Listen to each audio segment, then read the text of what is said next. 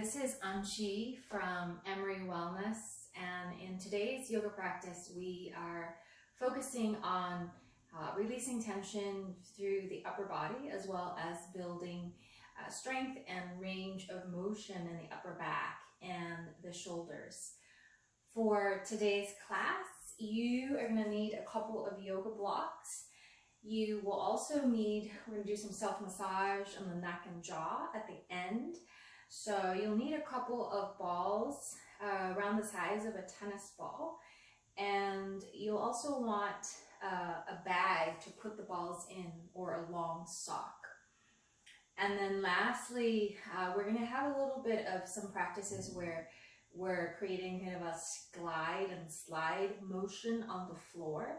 So if you are on a hardwood surface, you can grab a towel or a yoga blanket. If you are on the carpet like myself, you can grab some plastic bags and you should be able to slide with the plastic bags. So let's get started in a kneeling position if that works for your body. If kneeling doesn't work, you can also choose to sit up higher in, say, a cross-legged position.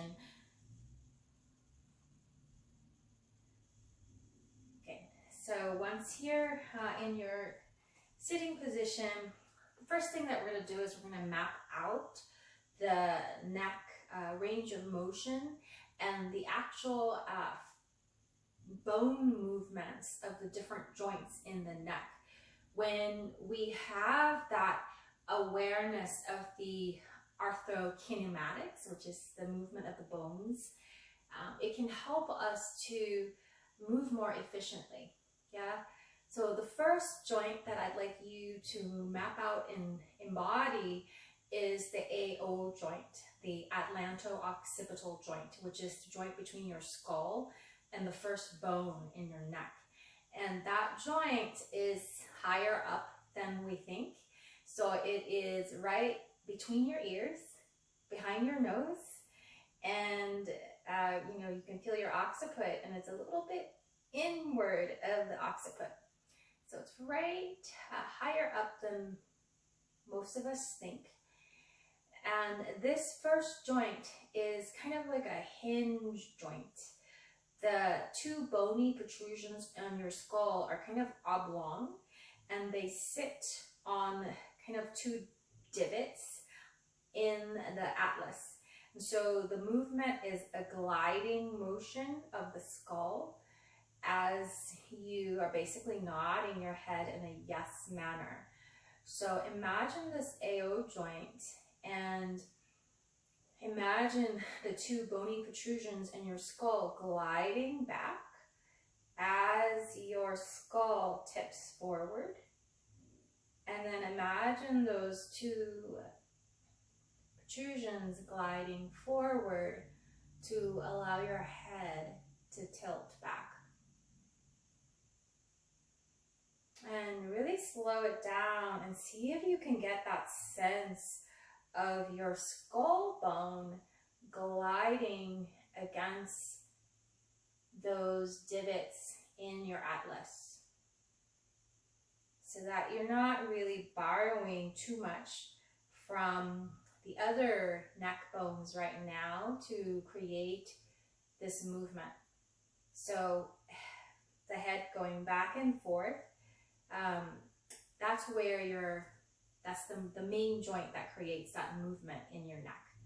Okay, and then take a pause and notice how your neck feels after mapping out those two directions of movement in your skull. The next joint down is between the atlas and the axis, and your atlas is kind of like a washer, and so your skull rests on it, and it pivots on the second bone to create your rotation. And that joint, that second joint, is still pretty much in the same place since the atlas is pretty thin, small bone. So now imagine your atlas, which is your first neck bone, moving against your second neck bone. It's rotating like a lazy Susan, side to side. See if you can slow it down and isolate a little more rotation high up in this place in your neck. So my neck is feeling really stiff this morning. I think I must have slept the wrong way. I'm just noticing my natural range right now. Good. And coming back to center. The last 5 bones in your neck are more shaped like what you would think of as vertebra bones. They're more like the usual shape. And because of the way that they function and the way that they're formed, the movement that they are capable of most is a side bending motion. So explore leaning your head over, say to your right side, and imagine the space, like the bones on the side of the bones here moving in towards center. And that can allow you to deepen your lateral bend. And then coming back. When you side bend over to your left side, imagine the bones in the side of your neck moving in towards center. And they're going to compress towards each other more on this side. And they're going to open up the space a little bit more on this side. So when you are a little bit more specific in where you allow and engage range of motion in your neck, it can help improve your flexibility here. It can help with pain as well. Good. And then come back to center and just take a pause and just notice how your head feels in relationship to your neck and to your shoulders now that you've spent some time just to map out those primary movements.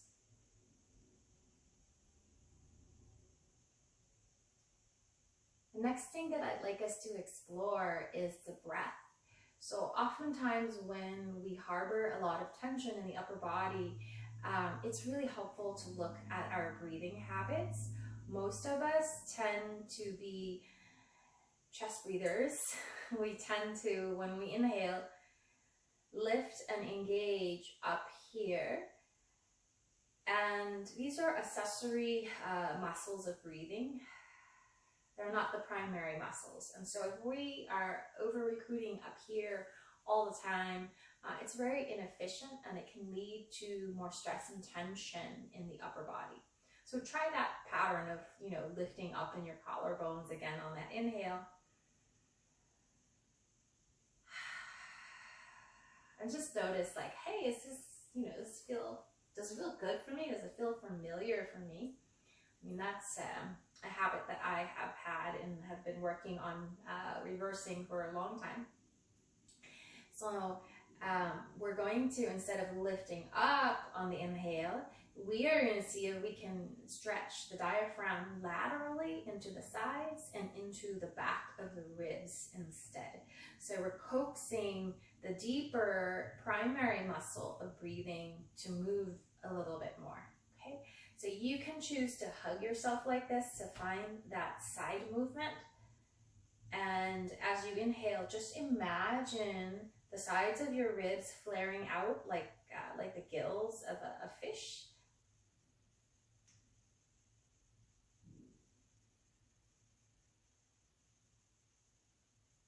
And then as you exhale, allow that space to soften back internally.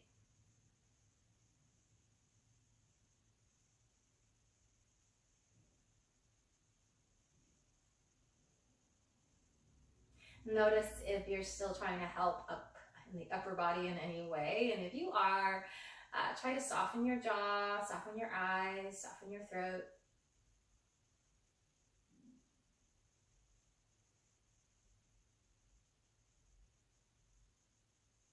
Good. And then if you can reach there, you can put the back of your hands in the back of your ribs. And then next time when you inhale, imagine that your breath expands into the back of your ribs as well.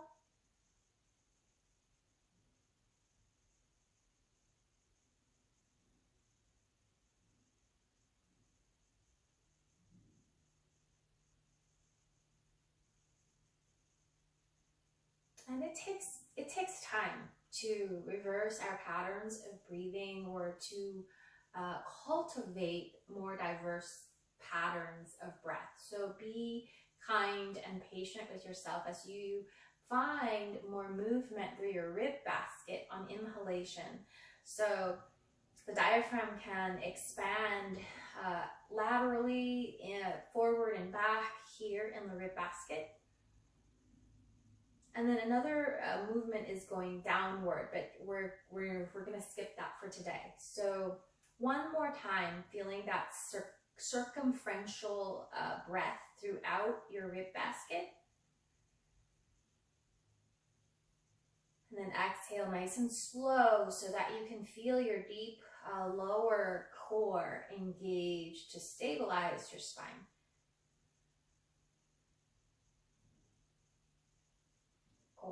Now we're going to add in movement in that middle back area to loosen up the whole upper body. So palms up, pull your elbows back and allow your upper back to just arch in a comfortable amount. And then pretend like you're diving down into a pool and let your spine round.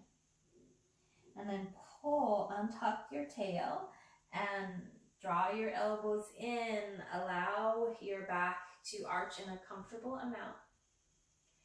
And then dive back down into your imaginary pool. You can inhale here.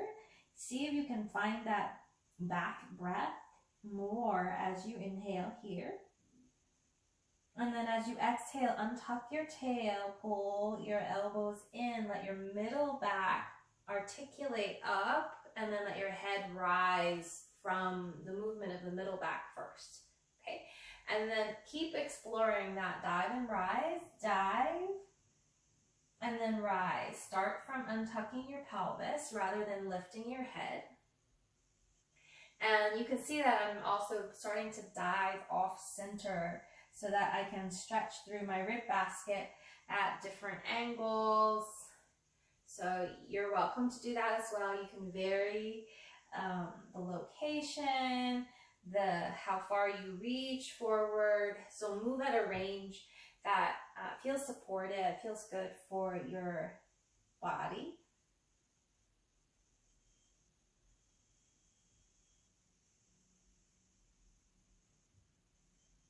Good.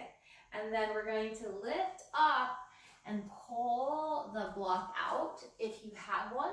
And then you're going to swivel your foot over to your left side. So I'm going to mirror you now, and your knees are going over to your right side. Okay, and then hold on to your right shoulder with your left hand. And now, instead of diving and rising, flexion and extension, we're going to add in a rotation. So turn all the way to your right side. Feel any movement in your middle back, and then turn back to your left side. So feeling rib movement, rotation in your back, and just going in a comfortable range for your body.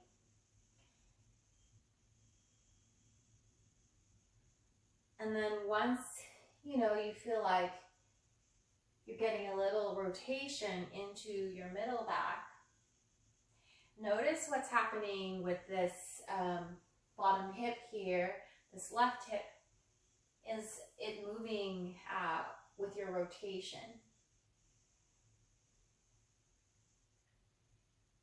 Good. And then we're going to uncouple the natural relationship, the hip kind of rising up as we turn.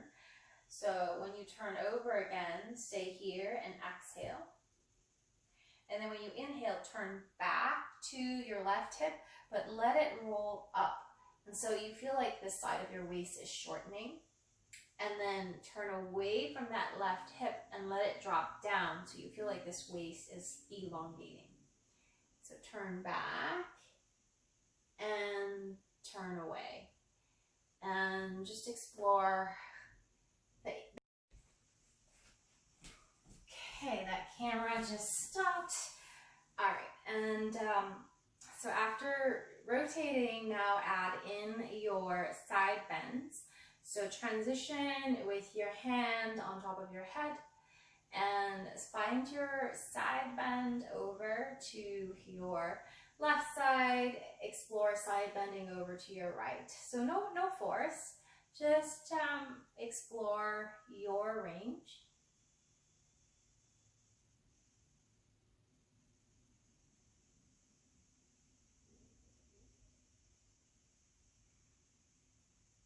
And now we're going to add in mobilizing the shoulder in order to loosen up this whole side of the body. So you can choose to reach your arm back and forth first without loading it. And then if it feels comfortable, you can add load. You can grab a hold of the block and find your range of motion here, forward and back with the shoulder.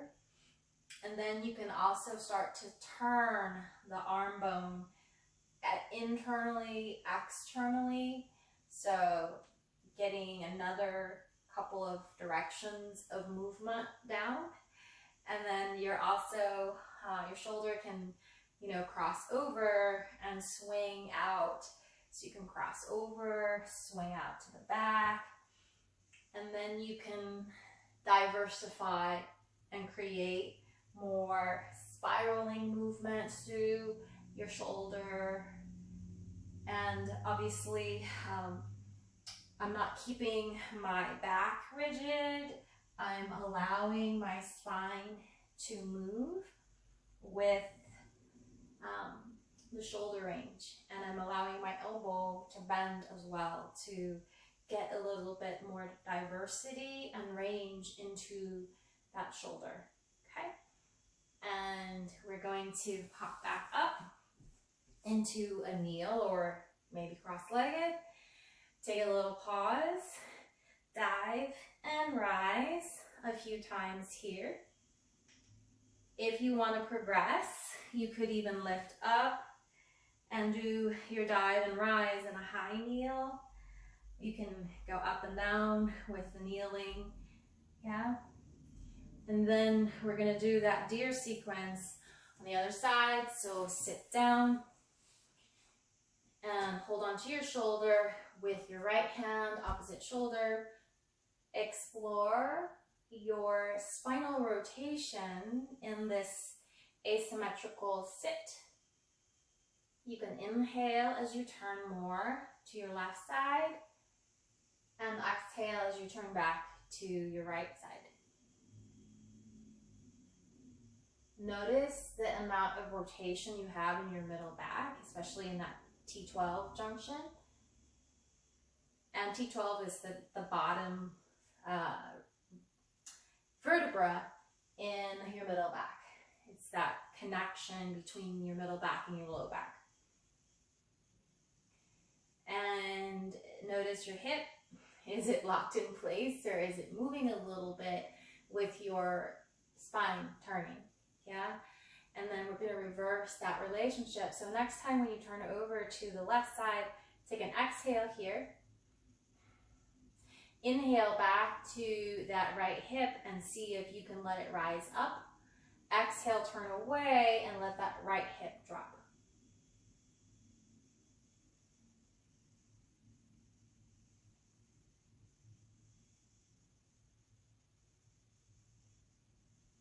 Good. And now see if you can levelize your two sit bones as best as you can. Hold on to your head and touch the top of your earlobe.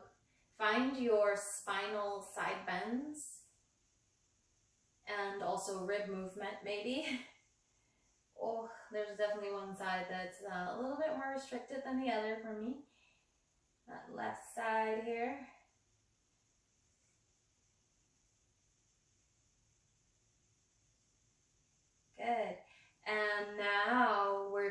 to move from mobilizing the spine into mobilizing that shoulder on this side. So start with just reaching forward and reaching back without load. And then your choice, you can add load by holding on to the block or not. Another range that your shoulder can do is it can turn the arm bone in and out. So you can reach forward, turn the arm bone in and out. And you can also, the shoulder crosses to the midline and opens out away from midline as well. So finding, and then it can also do that to the back. And I'm allowing my elbow to bend as well.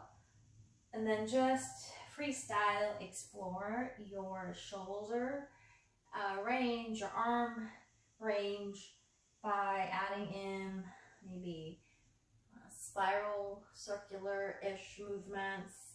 You can allow your spine to move along with your body.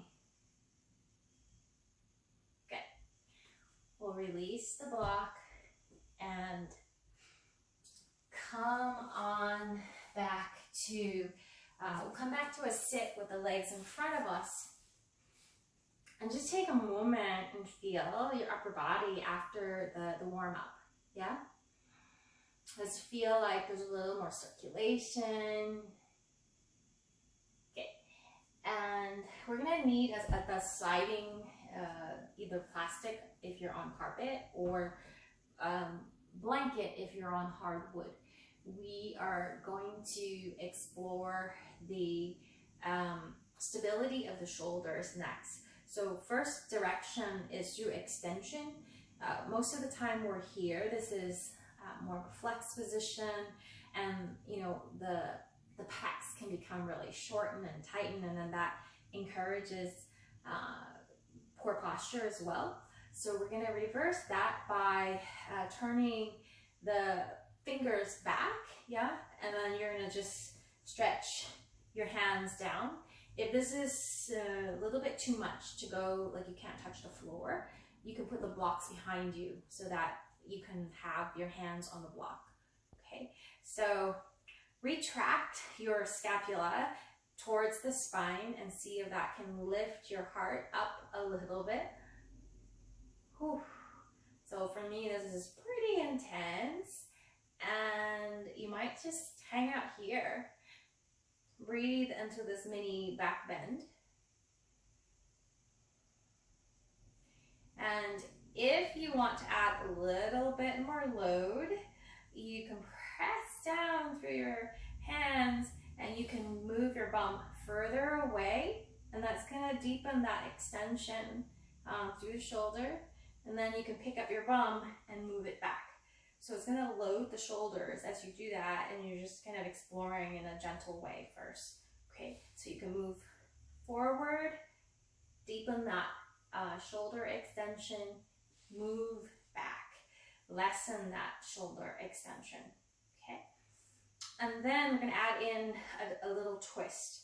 So shift your weight more into the left hand and reach your right arm and turn, and then drop that hand down and turn and reach the other way. Feel your middle back with that rotation, maybe a little flexion. You can reach the hand in new places. If your shoulder is feeling like, hey, this is enough load, just stay here. Okay, you don't need to lift your bum off of the floor. So for me, my shoulders are actually feeling pretty cranky here, so I should probably stay. But if you're like, this is awesome and I can load more, you can lift up. So this is my right side, so it's a little stronger. So you can choose to lift up and strengthen that bottom shoulder with extension. Okay, you find the right amount of loading for your body, but one more time each side. Okay, And then when you come back down, drop your knees into that deer pose. And then this is the slides. So I'm got my plastic sandwich bag, and you can use a blanket if you're on the hardwood. And from here, so I'm going to try to move a little bit more into the camera. Slide and pull back.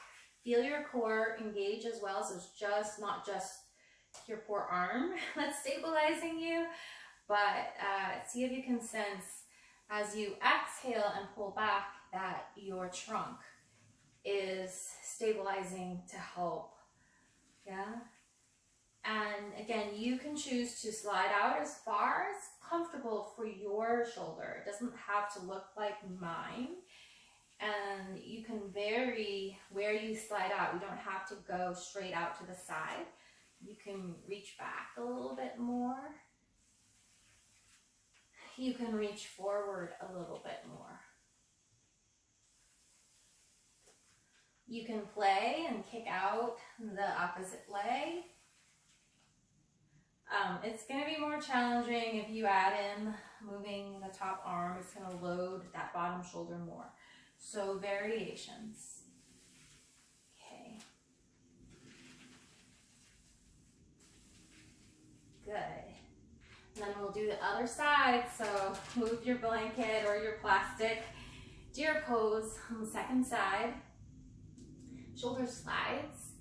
So sliding out, find your core stability. Exhale to pull back. Inhale to slide out. So to regress, you move in a smaller range. Keep everything down so you're not loading the shoulder as much. To progress, you could lift the opposite arm. This is going to load a little bit more. You can also, I'm not sure if reaching that leg loads it more for me, but you can play around. Okay. Good. You can also, I'm kind of liking this, putting the hand on this leg.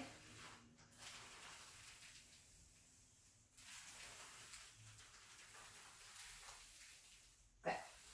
And then come back to center.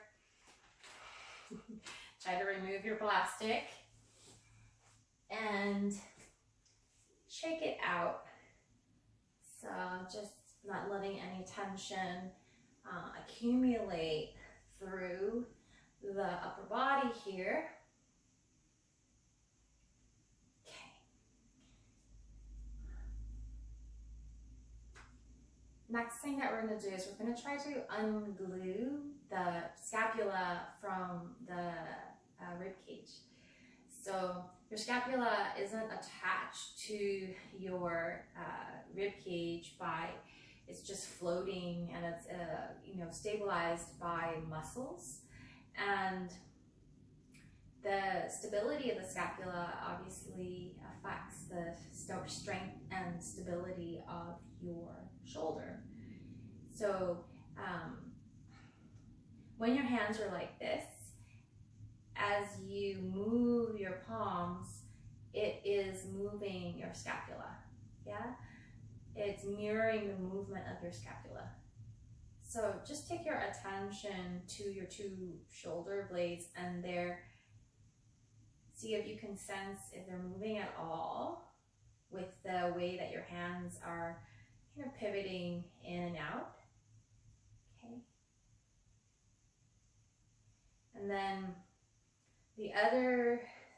so the shoulder blade can create this kind of deviation.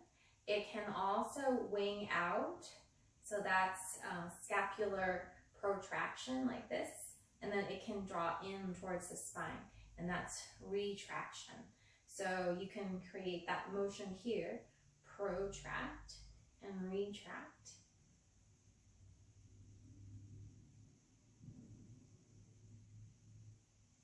Good. And then the scapula can also hike up towards our ears, and they can depress down. So pull those scapula up and depress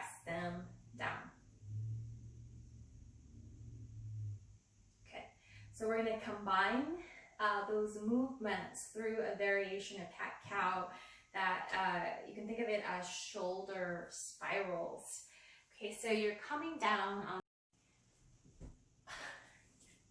come on down onto all fours in quadruped, and your arms are a little bit wider in this version of cat-cow with the shoulder spirals, and your fingertips are pointing out. So let me move myself so you can see better. Okay, take your awareness to your right scapula. See if you can hike it up towards your ear, and then protract it out to the side, and then depress it down and retract it in. So you're making kind of a circle on that scapula. Okay, so pull it up, pull it out, and pull it down, and pull it in towards the spine. So you can see how this is kind of making a circular pattern, and let the other shoulder just move in complement so that it's kind of like a spiral. Okay, and we're focusing on the right side more right now. So just notice how much movement you can have through the shoulder blade right now, how much depression, how much elevation, how much protraction, retraction, and then reverse the direction. So you hiked it up first, so now retract, depress, protract, and elevate. So go in the other direction with your right shoulder blade. And of course the whole spine is participating in a little bit of a dance, a little bit of a side bend. And you can stretch back. I can feel a lot of heat through that shoulder blade. And then let's do the other side. So come back, awareness on your left shoulder blade, pull it up towards your ear, pull it out to the side, pull it down, pull it in towards your spine. Up, out, down, in. Start to allow more of a global movement through your shoulders, the other shoulder, the spine, the neck, the head. So kind of a spiral or figure eight. And then reverse your figure eight with your focus on the left. So pull that scapula down, pull it out, pull it up, pull it in. And this left side is a little wonky, and it's a little harder for me to find that spiral action here with the right side moving in complement. Okay, and then come back out, shake out your wrists, and notice maybe a little bit more blood flow in your shoulder blade area and your upper back. Cool. Grab your 2 blocks now. So I'm going to turn sideways, but you can be, along your mat, turning this way just so that you can see the pose more. So we're coming into squat dog plank, getting some heat now into the system, and we're going to use the 2 blocks to grip, to lessen the load on the wrist. So it's a variation, and it's going to make the hop later, or the step, a little bit easier. Okay.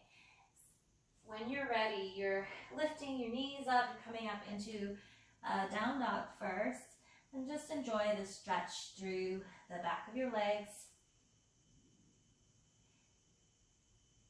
And when you're ready, you can start to squat your downward dog. I like to turn my toes out as I'm doing the squat, so you can bend the knees and pull your hips up. And then push, move forward towards a plank, and pull to come back. You can push with the legs, or push and then push with the hands as explore inhaling back and exhaling forward. If this is too much load for you, you can regress this by doing the whole thing with your knees down. Yeah, so feel free to modify everything with the right amount of load for your body. Okay. Next, we're going to pull the right knee as we go forward. Take that right knee forward and step. And then let your spine articulate. When you step back, let your spine round. Look back towards your back foot. Step back into your squat. As you go forward, keep your gaze down. Let your upper back round. And then step the left foot out. And then once you're in that lunge, you can extend your spine. Okay, round your spine, step back, knee towards elbow, step out into the lunge, step back.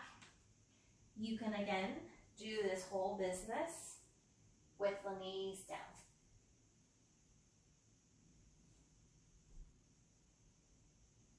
And again, you can let the spine be more rounded as you step forward and back, and that's going to give you a little bit more ease in the steps. Okay. And then next time when you're in that lunge with the right foot out, keep looking down here, and then step your left foot forward. It could be between the blocks if to the outside is too wide, so it doesn't matter. We're just transitioning forward. Okay, so you can step forward, come into a little bit of a squat, and then exhale, rise up. Come to standing. Okay, and you're at the top of your mat.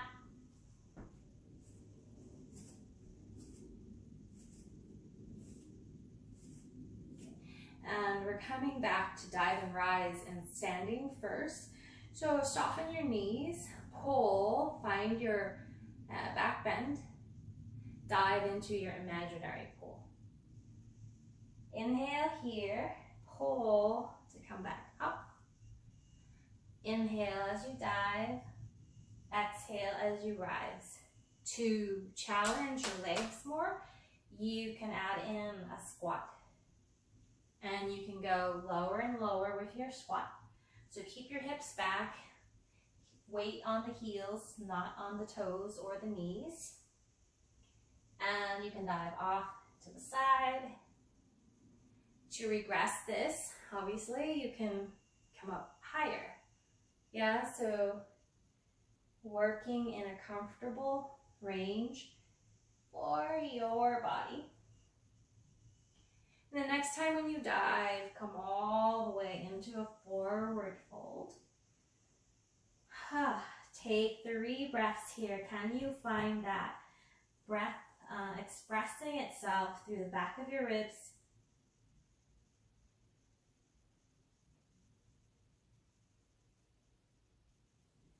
And then we're going to step the right foot back, so I'm going to mirror you.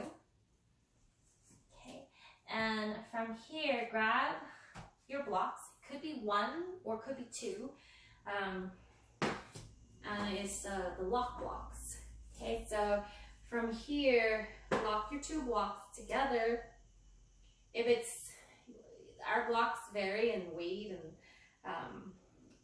material, so if you need to lessen the load, you could use 1 instead, okay? Or you could even do this without any blocks. We're going to mirror at the dive and rise first by pulling the block in and pushing the block out. Pull, push. You can get the movement more from your back, middle back, rather than starting from the neck and the head. So let the neck be relaxed. Pull. Good. You could even stay here like this if coming into that forward fold too much feels unstable. Okay. Okay. And then start to reach up and pull back behind your head. Oh, So it's going to work those upper back muscles. Try not to tilt your head too far forward to make room. So keeping those neck erectors nice and long. Good. And then reach the blocks behind you as well and try to pull the blocks forward or up more, and then you can release and pull and release. So a lot of extension work here to strengthen the upper back. And then last piece, you can come back and you can nuzzle the ends of the block into your occiput, and you can push the blocks in towards each other. Palms are on so my palms are flat against the block, and I'm kind of leaning back.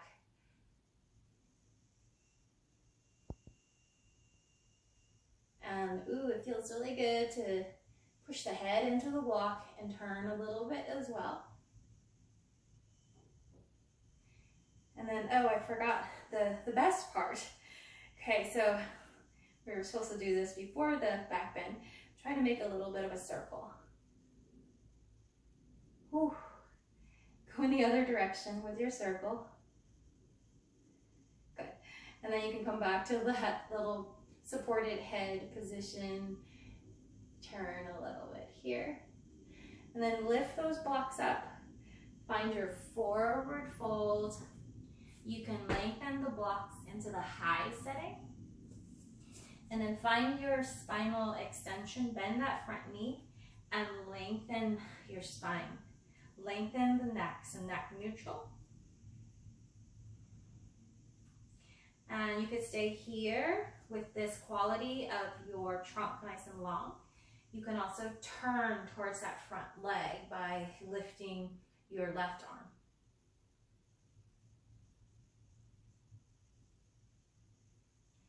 Good.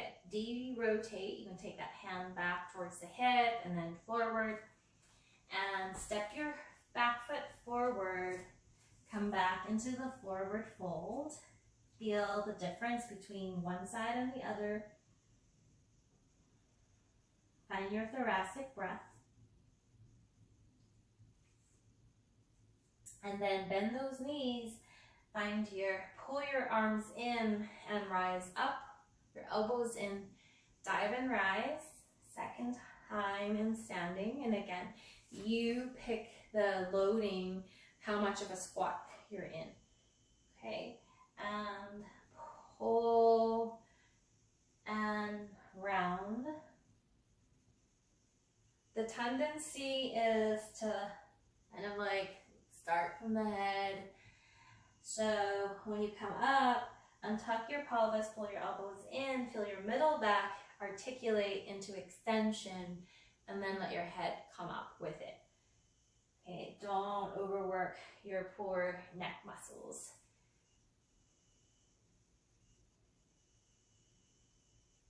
And then the lower that you squat, the more you're going to work the legs as well. Cool. Come back down into your forward fold. Step your left foot back. So warrior one position, heel down. Lock your blocks, pull, and rise up.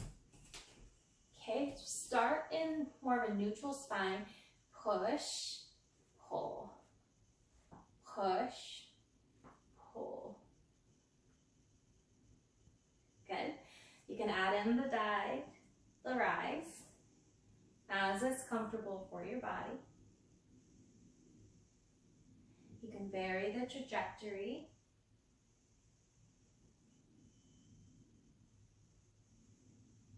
And then you can start to reach higher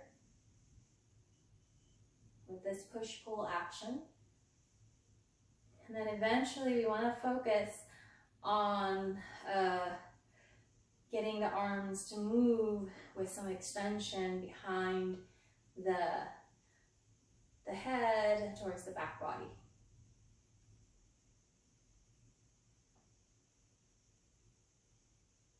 Good. And then click it towards the back, low, extend your shoulders back, lift the block away from your back body as much as you can, and then lower them towards your bum. Lift, lower, lift, lower. Good. And then come back up. Click the two blocks together again behind your head. Bend those elbows a little bit and explore circular movement with your blocks. Try to keep your head upright. Whew. And then go the other way. Good. And then rest your block against your skull, against your occiput. And try to lift your elbows higher. You can put your palms on the sides of your block and press the blocks together as you lift your elbows higher, and you can lean your head into the block more. And you could even turn a little bit as you're pressing the head into the blocks. Keep your neck nice and long. Good. And then lift up, forward fold, change the blocks into the high setting. Bend that front knee more so that you can get ease of movement through your spine. Lengthen your spine. So spine long. You can stay here. You can swing that right arm forward, swing it up, and turn into the twist towards the front leg. You can stay here. You can take some variations. So taking the arm down, taking the arm up, taking the arm forward. So finding your variation in the rotation. De-rotate, take that hand down, back on the block, and lower the two blocks and step back. Downward dog here.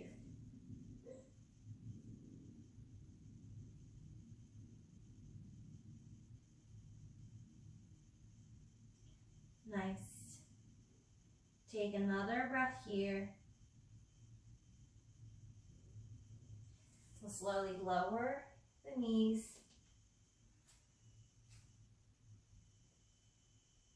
And then last bit of work before we rest is a variation of, some variations of cobras, okay? So we're gonna do, so go ahead and go belly down. And I'm gonna see if I can show this on the side here again so that you can see. You want your forearms on your slidey surface again in your Sphinx position. Get my Ziploc bags. Okay, so elbows bent, Sphinx positions. If you can, you want your slidey thing to be, your hand is on it and your elbows too. Mine's a little small, so I'm just gonna put my palm on my Ziploc bags. Okay, if your low back is sensitive, lengthen your legs first, so push through the heels and elongate through the SI joints. Okay, and then root the upper thighs down and tuck. Just squeeze your bum a little bit to stabilize the lower body.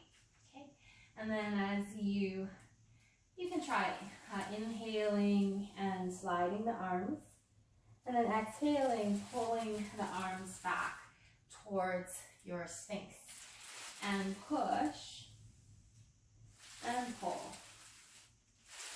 push and pull, and just, you know, obviously go in a range that works for your back. Could be a smaller movement, could be a bigger movement, like some of us are super flexible, so you could even come up off of, with the elbows up, like with the arms long. Okay, so work at your range.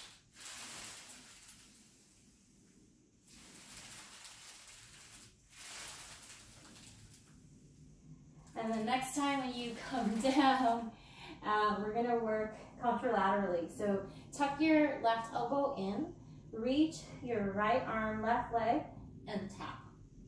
Reach, tap, and tap into a new place on your back so that you are challenging your range of motion in your shoulder.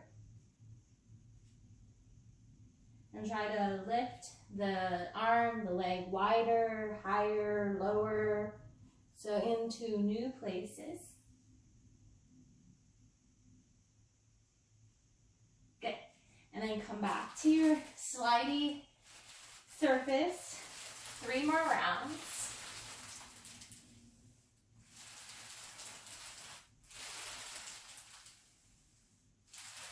Notice if it's easier after you did those contralateral reaches, and then switch sides. Tuck your right elbow in, lift your left arm, right leg, tap the hand to the foot, reach, tap in a new place. If you need to regress this, because I'm keeping my arm and my leg up the whole time, but if you want more stability as you reach out, you can touch the toes and the fingers down first, and then tap. You can also keep your head down the whole time.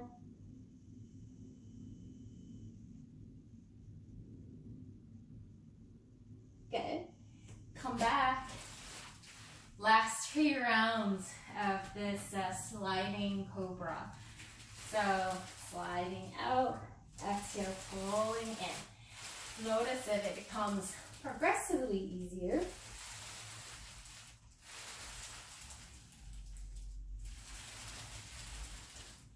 Okay, and then resting in crocodile. Rest your forehead on your forearms. Breathe into here. Just feeling your whole back body.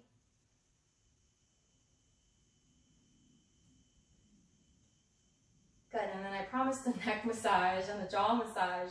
So when you're ready, roll on over onto your back. You'll need your block, and you'll need the, first, we want the 2 balls in the bag, so put them in a long sock if you don't have the role model method balls. Okay, and I'm gonna lie down again crossways so that you can see me.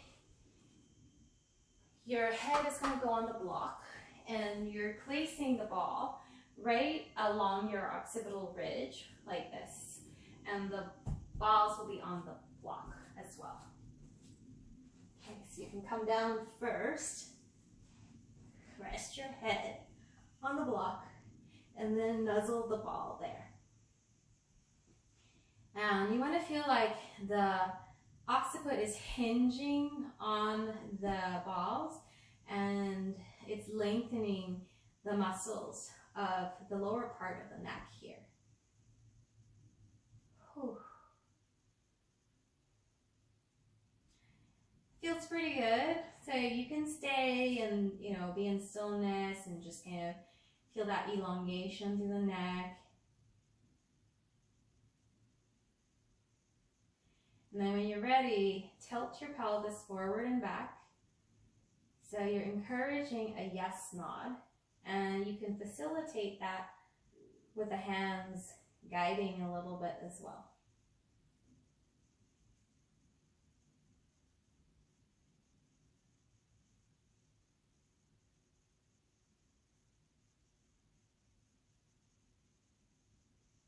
Good.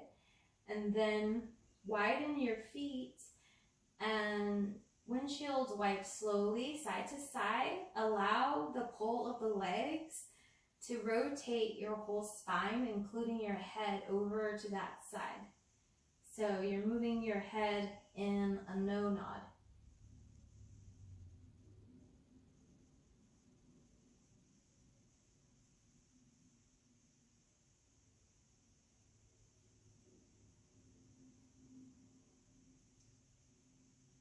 And then come back to center. You might have to reposition the ball right in underneath the occiput if it kind of moved off. And then try to make a figure 8 movement with your nose. And you'll be rubbing out a different aspect of your occipitals into the balls.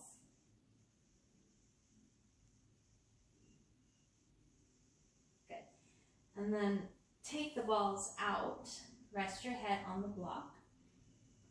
Remove one of your balls, and we are going to get the masseter, the jaw muscle. So you can palpate for your masseter on, doesn't matter which side, I'm doing my left, so I'm gonna, you can see it. Okay, so you can press and then open and close your mouth so that you know you're on that muscle. To make room for your ball on your block, if you're on the left, you gotta move your head a little bit to the right. And then nuzzle the ball into your masseter and turn your head so that you pin the ball down on the block. You can be like this so that, you know, some of your back body is still on the mat. If you want more pressure, you could turn, yeah. So you just find the amount of pressure that works for your body. Some of us will go all the way like this, where the head is balancing on the ball. Sometimes when the neck muscles are super tight, if you do that, it might force, you know, the muscles to work too hard. So you can keep some of your head down. Okay. Once you're there, open and close your mouth.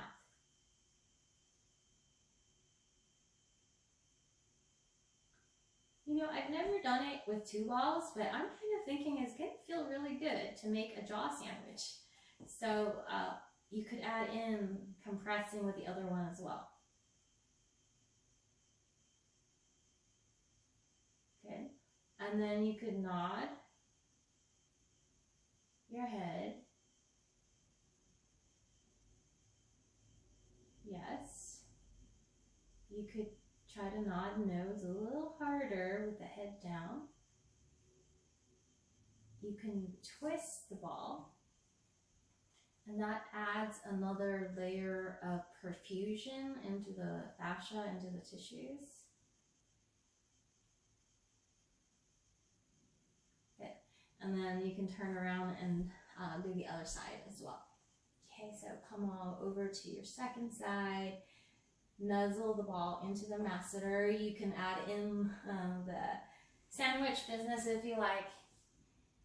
And then open and close the mouth. Nod yes a few times. Nod no. Add in twisting the ball on the skin. There's a lot of nerve endings on the skin, and when we add in that massage into the surface of the skin, it has a really nice calming effect on the nervous system as well. So I'm just doing it manually here.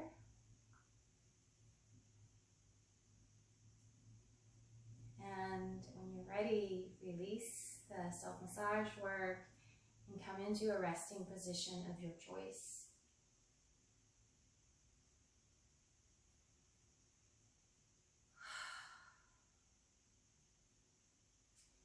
Notice how your upper body feels after all that work to create more range, more strength from your middle back all the way up through into your shoulders, into your neck, into your jaw.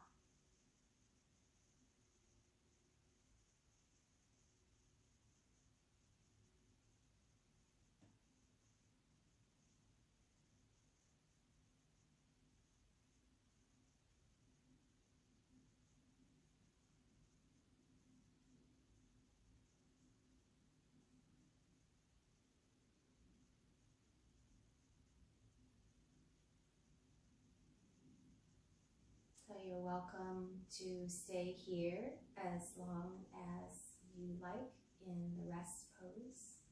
Thank you for joining me for this upper body practice.